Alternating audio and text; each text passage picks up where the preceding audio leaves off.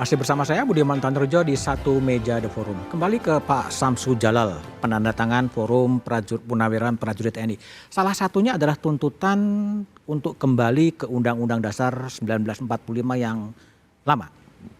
Bukan lama, itu 1945 itu tetap yang lama ke yang baru sama aja, kembali ke Undang-Undang 45. Oke. Artinya itu nanti akan kembali pemilihan presiden akan dilakukan oleh MPR. Ya. Dan itu menjadi target dari Forum Purnaweran Prajurit TNI. Makanya MPR itu kan lembaga tertinggi kan. Ini sekarang dirubah DPR. Ada apa DPR? DPR itu kan orang-orang semuanya apa? Prof Burhan, Ya. mungkin nggak sih dalam era yang seperti sekarang kemudian back ke Undang-Undang Dasar 45 yang lama sebetulnya? Yang asli. Yang asli. Yang asli? Yang Ya. asli. Nah, sebelum jawab pertanyaan itu, Mas, memang permintaan untuk mengganti Wapres Gibran itu satu tarikan nafas dengan tuntutan untuk kembali ke Undang-Undang Dasar asli. Dan itu bukan isu Baru juga? baru, itu isu lama. Termasuk Pak Prabowo sendiri beberapa tahun sebelumnya pernah juga mengemukakan hal yang kurang lebih sama. Semangat untuk kembali ke Undang-Undang Dasar 45, di mana salah satu pasal kuncinya adalah pemilihan presiden dan wakil presiden itu tidak di tangan rakyat secara langsung, tetapi di tangan MPR. Nah, pertanyaannya apakah ada hubungan antara tuntutan untuk mengganti Gibran sebagai Wapres dengan perubahan desain institusi berkaitan dengan pemilihan presiden atau wakil presiden atau tidak? Nah, ini kan soal preteks ini penting untuk kita baca. Nah, yang kedua adalah mungkin atau tidak. Nah, lagi-lagi Undang-Undang Dasar kan bukan kitab suci. Oke. Ya, dan tentu kembali ke semangat politik ya, zeitgeist-nya seperti apa. Misalnya dalam kasus di Turki. Turki itu ada perubahan krusial. Ya. Dan bisa karena AKP partainya Erdogan itu sangat dominan di parlemen. Nah, pertanyaannya adalah apakah hal yang sama itu terjadi dalam konteks di Indonesia? Apakah pikiran lama Pak Prabowo itu akan muncul kembali untuk mengembalikan ke Undang-Undang Dasar 45 setelah beliau menjadi orang nomor 1 di Republik, ataukah beliau bernegosiasi dengan kekuatan-kekuatan politik yang sekarang ada? Dan jangan lupa Pak Prabowo juga melihat opini publik seperti apa. Kalau misalnya opini publik mendukung, mungkin saja terjadi perubahan kembali pemilihan presiden dan wakil presiden ke MPR. Tapi kalau menolak, dugaan saya Pak Prabowo juga tidak akan membentur tembok. Dan itu kejadian pada waktu Balik DPR itu mau melakukan sabotase atas putusan MK berkaitan dengan pilkada. Pak Prabowo berubah arah karena melihat kontroversi yang sangat besar dari rakyat kalau misalnya DPR melakukan proses tanda kutip amandemen terhadap putusan MK yang dianggap reformis. Nah, kaitannya dengan proses pemilihan presiden, nah ini saya meminjam istilah para ilmuwan ya, itu the last line of defense. Jadi buat rakyat itu semua hak merasa sudah diambil sama elit, satu-satunya hak yang mereka punya adalah hak untuk memilih pemimpin. Dan kalau misalnya itu diambil juga, dugaan saya akan semakin besar kontroversi dari publik. Dan itu mungkin akan membuat para elit termasuk presiden berpikir ulang untuk misalnya mengembalikan proses pemilihan ke MPR. Oke, Prof Satya, apakah Anda juga membaca bahwa ini adalah sebuah tahapan untuk mengembalikan pemilihan presiden oleh MPR sebetulnya? Ya, kalau kembalinya ke yang asli itu ya.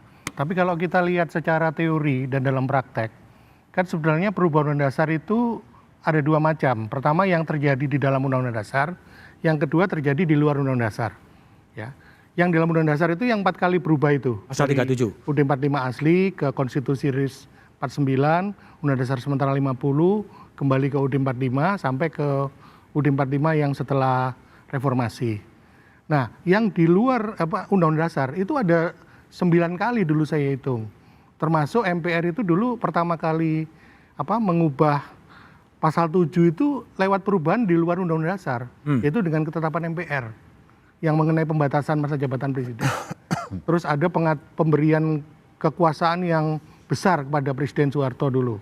Ada TAP MPR yang mengatur tentang pemberian kekuasaan kepada Presiden garis miring Mendarat MPR untuk mengambil segala tindakan yang dianggap perlu dalam rangka menyelamatkan pembangunan nasional.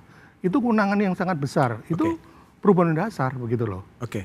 Jadi Nah, secara teoritis itu kalau saya lihat mereka itu kecuali yang kembali itu ya, yang kembali itu kan karena ada kegagalan di konstituante pada waktu itu. Oke. Secara umum itu ke hal yang ke depan, kembalian tidak ke teks yang baru, teks yang lama, karena Bung Karno sendiri dulu kan mengatakan bahwa Undang-Undang Dasar 45 itu Undang Dasar revolusi Groundwork kata beliau.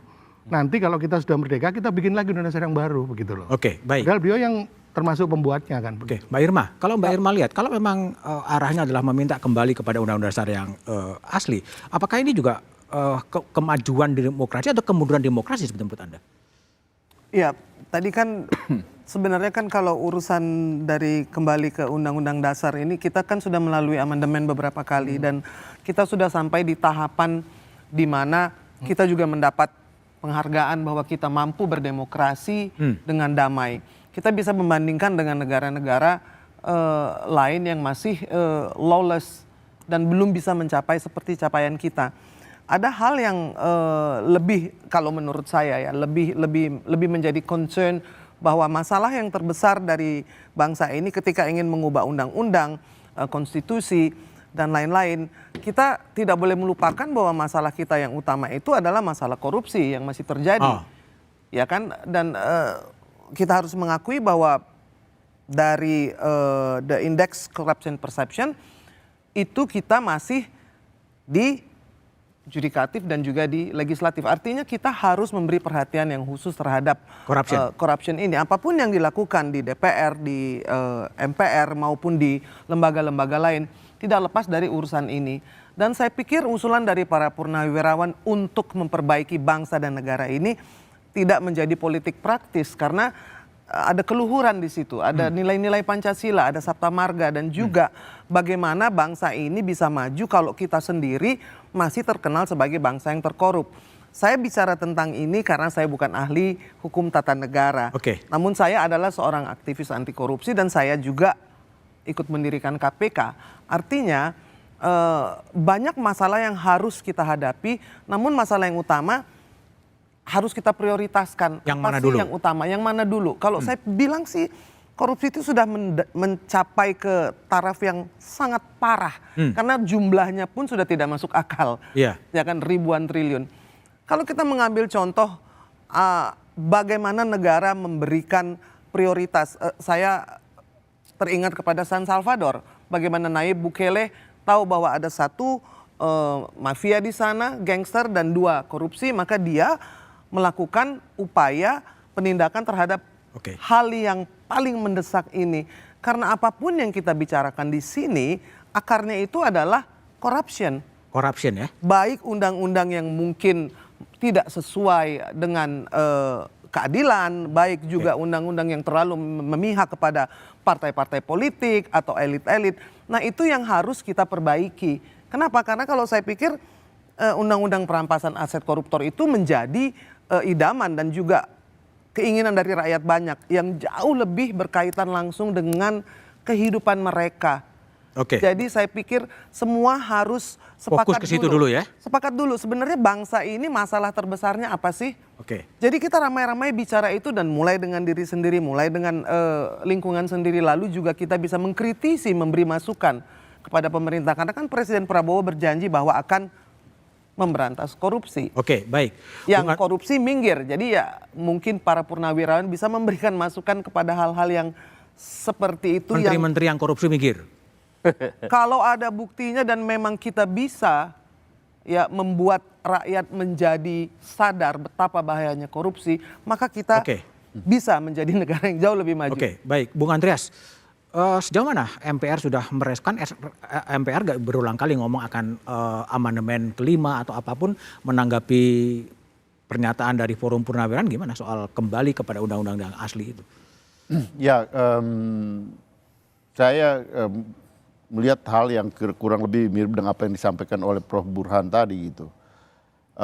Pengalaman di banyak negara, apalagi di dalam masyarakat yang terbuka yang sudah menjadi sangat demokratis seperti yang kita alami, apa yang sudah diberikan kepada rakyat, kalau kita ambil lagi itu akan menimbulkan kemarahan di rakyat, sehingga memang saya kira di situ para pemimpin dalam hal ini tentu presiden juga akan sangat menghitung tadi seperti apa yang terjadi pada 22 Agustus yang lalu gitu, ketika ya DPR ketika itu balik mau merubah undang-undang pilkada itu, tapi dengan respon luar biasa dari rakyat karena mereka merasa bahwa inilah apa yang mereka Right to vote hak untuk memilih. mereka apa yang sudah mereka punya gitu.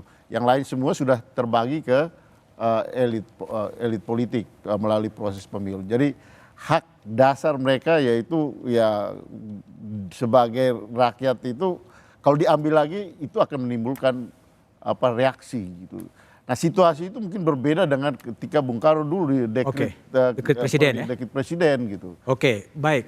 Lalu apa yang harus dikerjakan oleh elit-elit bangsa ini untuk tetap menjaga stabilitas politik setelah jeda berikut ini?